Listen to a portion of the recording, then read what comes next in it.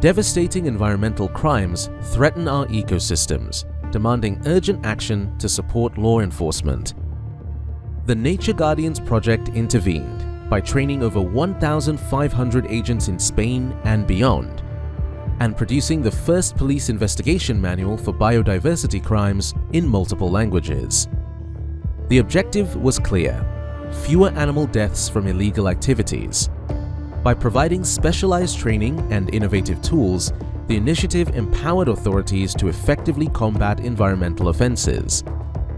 The Nature Guardians Project has generated a remarkable 62% reduction in wildlife mortality due to illegal acts, a 110% increase in crime detections, and a 34.5% rise in prosecutions.